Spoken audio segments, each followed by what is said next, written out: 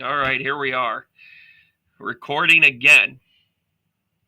Hey, everybody, it's your fearless leader, Brandon. I've had a couple of days. A little bit of a confessional here too. Had a couple of days. Frustration with technology, frustration with systems, medical education, whatever. Human existence just happens, right? But I've got a lot of word about the kind of the hiccup of the homework. And I think, true to form, we overthink things. We're worried about performance. We're worried about value. We don't want to let people down. We want to look like we know what we're doing, all that other good stuff. In a non pass fail class, know that you're doing great. Know that you're in a group that's relying on you. We need to get our act together a little bit, maybe. Maybe. Or maybe there's already leadership qualities happening. I don't know. Here's the homework, and we're going to keep it simple. You have your author. You are required to do any level of research it is that you allot your time in order to do. So go and watch their videos, listen to their podcast, hear what they have to say about things. And what you're looking for is two levels. You are looking for the macro and the micro.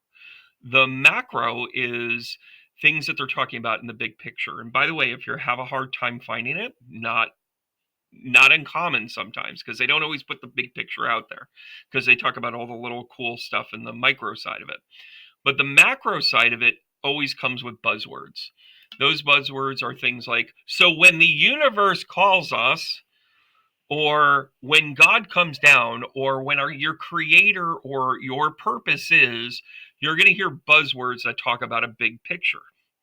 Now, the micro side of it, well, this is kind of the fun stuff. This is the stuff that says, well, here's a little trick that I do when I want to meditate better. Here's a thing that I do when I interact with people.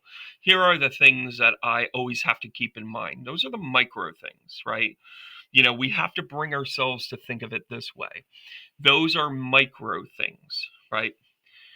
They lead into the macro. So what you're actually doing is you're paying attention to the big picture and the small picture that they're presenting to you. Then within your group, when your group gets together, have a good discussion about it. Here's a couple, you can do it any way you want. Hey, listen, these are the three things that I thought were important. These are the three things that I think they forgot. These are three things in the macro. Here's a few things in the micro. Let's just talk about them. Somebody write a list, somebody do whatever. You guys figure out how you operate. Then know that we're having an upcoming class. And by the way, I will let you know this on February 19th, because I'm pretty sure after we get together on February 19th, we have to have our next class be where we present this. The requirement is a 3 to 5 minute talk about the person. It's not complicated. Matter of fact, this video has already gone 3.5 minutes. Just to give you some perspective, this is the amount of time that you need to talk about insert person here, right? To be able to create a dialogue about information, and what you're being charged with is to be able to present a concise, almost kind of reader's guide about that person. What makes them good? What makes them strong? Maybe you want some examples of their quotes.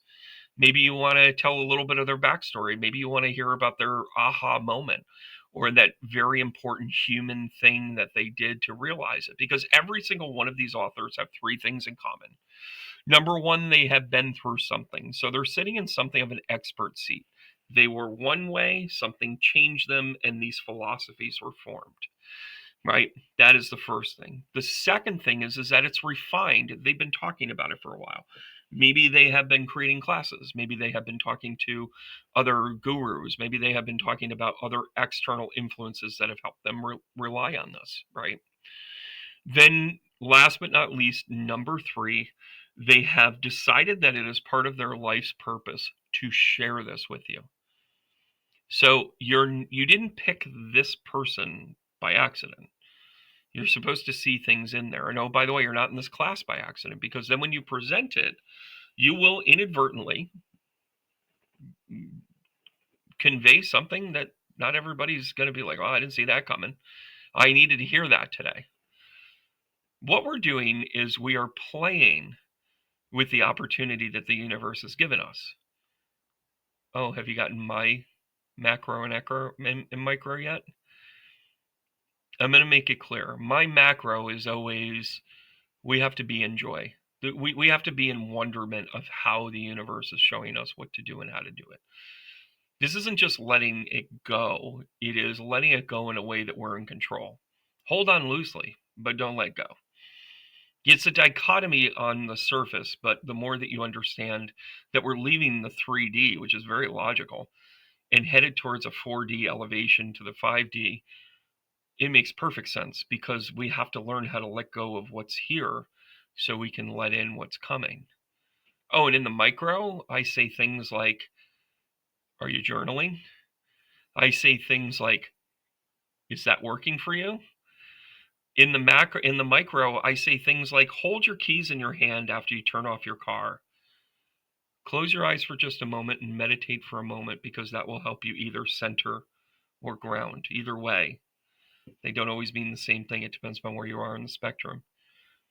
I'm giving you micro things along the way, but my macro is to show you this. Then again, so is this class. I hope you guys are enjoying this because you're becoming conscious. Oh, you are becoming conscious. Also, I want you to take a look at your songs. Your songs are kind of important to you, right? Well, just as a little bit of a follow-up to your personal homework, if you're like most people, you got like 20 memes ready to go. You might have been eliminating them, but you've sorted through a handful of them. They've been in consideration, and you should probably save them somewhere. But anyways, but when it comes to your songs, you've got plenty of them. You're like, oh, I like this one. You might like them for different reasons. The words, where you were in that life, whatever. And when you get back to your song, I want you to recognize what emotion it's invoking for you. Is it happy? Is it sad? Is it cathartic? Is it, just moving your body, kind of toe tapping fun love, right? It can be anything. You're going to define it. But I want you to keep that in mind when you're working on your author. What song do you think they would have picked from your catalog? We will reconvene on Wednesday, February 19th. Be sure to get the link. You'll get the link. I'll send all the stuff. Don't worry, guys. I love you to death, and I know that struggle is actually part of it, but I'm not purposely trying to make you struggle. I just want to see what you do with it. And some of you have been flying off the chart. Brandon, we have prepared a trip to Bora Bora for the four of us. We're having a great time. We're sipping Mai Tais, and we're talking about Eckhart Tolle. The reason why I'm using him as an example is because none of you have Eckhart Tolle. You should have chosen him. The other part of it is that maybe you're still looking at each other going, I don't know. We're supposed to get together. But the directions say, quit following directions and get to the point. All right, guys, heart taps. Love you to death. You're doing great. Hanging in there. Now I have to make silly videos on the sidebar and then upload them because the internet has decided to take a vacation. Clearly, it's talking about Eckhart Tolle and sipping Mai Tais. I'll see you guys soon. Keep going. Keep going. What song would Pima Chodron pick? Simon Sinek is kind of, you strike him as kind of like a badass, like techno guy. Like he's probably like totally cool talking to the boardroom, and then he gets behind the scenes and he goes, Depeche Mode is my favorite. And then you're like, ooh, dude's dark. He likes it. And he goes, well, enjoy the silence. See what I did there? Or maybe you're kind of like Dolores Cannon. You're like, she's a big fan. She's a huge fan, but she really likes the Dolly Parton version better. Oh my gosh, talk about depth and range. Have fun with this, guys. I'll see you soon. And Joe Dispenza. Get off my record player, Joe. Get off my record player.